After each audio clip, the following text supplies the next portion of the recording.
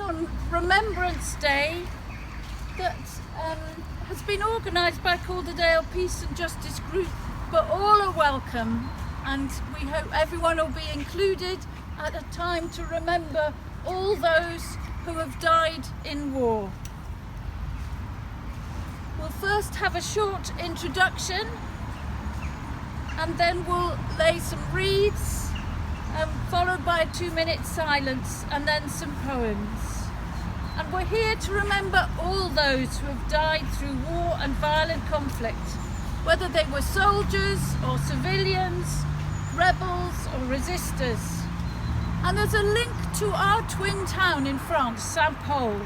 On Saturday, they were remembering the 3 bodies that came from St. Paul that became the unknown soldiers under the Arc de Triomphe and in London, and they came from St. Paul. And for me, that link with other countries is an important way to prevent war. I'd like to ask Chris just to do a short introduction as to why we're here.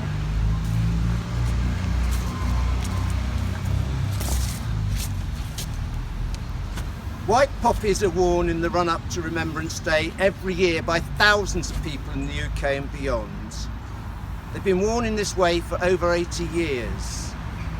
The white poppy stands for 3 things: remembrance for all victims of war, a commitment to peace, and a challenge to attempts to glamorise or celebrate war.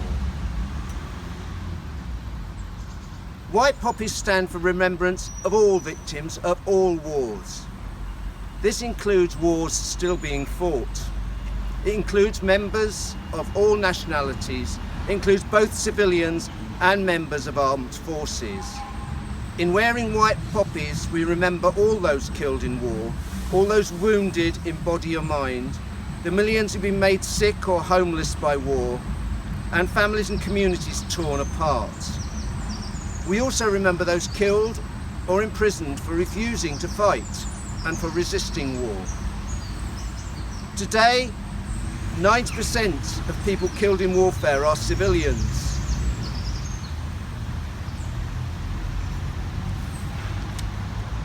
A recent poll showed that 83% of UK adults believe victims of war of all nationalities should be included in remembrance. We want to remember British military dead, but they are not the only victims of war. We also remember the many civilians who've died or suffered in war, both in the past and today, in Syria, Yemen, and many other places around the world. Suffering does not stop at national borders, and nor should remembrance. White poppies symbolise a commitment to peace and to finding non-violent solutions to conflict. In this way, they reassert the message of remembrance: never again. 85% of UK adults believe that Remembrance Sunday should primarily have a message of peace. So we're going to have to just stop first. The best way to remember victims of war is to work to prevent war in the present and in the future. Thank you, Chris. Let's now have 2 minutes silence, after which we'll lay the wreaths. Silence to remember all those who have died as a result of war and conflict, whether yesterday or over 100 years ago.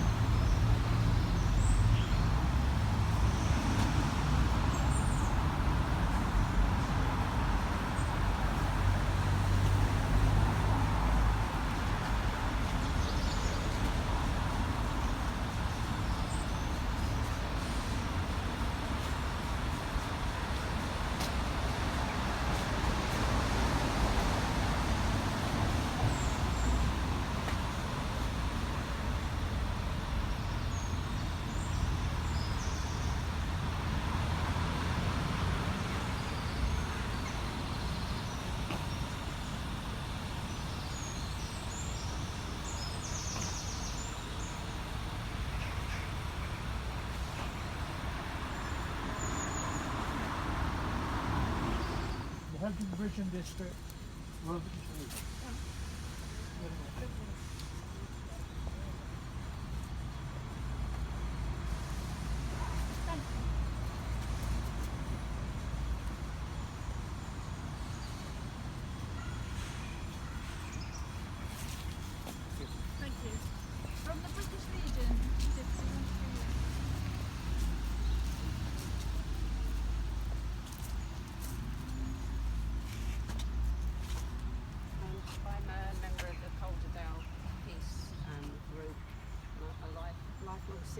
remember. I'm green and woman, and I'm laying it for everyone said, everyone that's died in war or been injured or any sort of conflict. By Wilfred Owen, and it seems it's always appropriate to read a Wilfred Owen poem today because he was killed on November the 4th, so only 5 days before the end of the war, and his parents got the news that he had died on Armistice Day on the 11th, and this is one of his poems about battle and about that strange thing of ordinary people being asked to kill other ordinary people like themselves. Strange meeting. It seemed that out of battle I escaped down some profound dull tunnel long since scooped through granites which titanic wars had groined. Yet also there encumbered sleepers groaned, too fast in thought or death to be bestirred. Then as I proned them, one sprang up and stared with piteous recognition in fixed eyes, lifting distressful hands as if to bless, and by his smile I knew that sullen hall. By his dead smile I knew we stood in hell.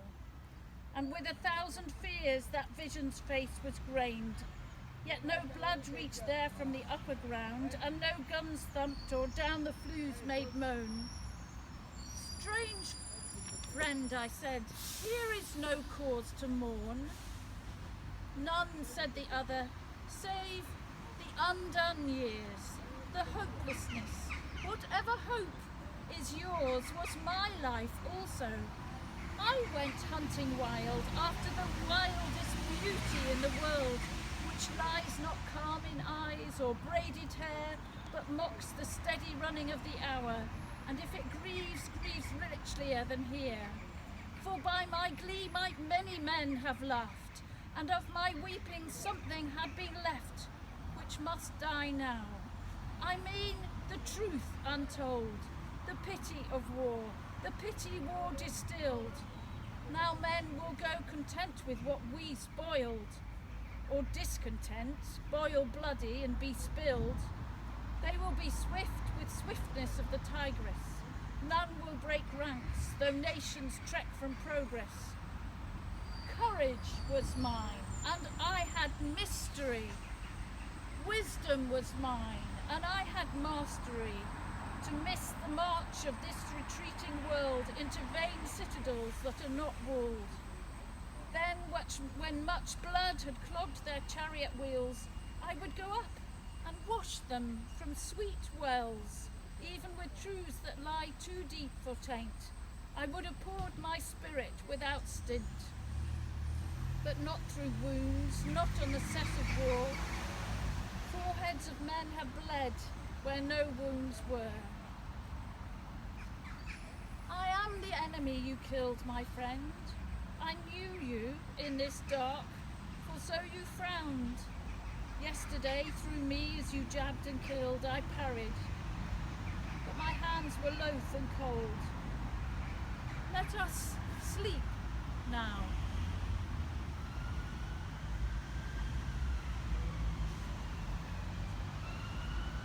Poem by Adrian Mitchell, whom some of you may know, and apparently this was a very, very popular poem some 10-11 years ago, but I'd never heard of it. I really love it. It's called Human Beings. Look at your hands, your beautiful, useful hands. You're not an ape, you're not a parrot, you're not a slow loris or a smart missile. You're human. Not British, not American, not Israeli, nor Palestinian. You're human. Not Catholic, not Protestant, not Muslim, not Hindu. You're human. We all start human, we end up human. Human first, human last. We're human or we're nothing. Nothing but bombs and poison gas, nothing but guns and torturers, nothing but slaves of greed or war. If we're not human. Look at your body with its amazing systems of nerve wires and blood canals. Think about your mind, which can think about itself and the whole universe. Look at your face, which can freeze into horror or melt into love. Look at that life, all that beauty. You're human. They are human. We are human. Let's try to be human. Dance. A good one to end on, I think.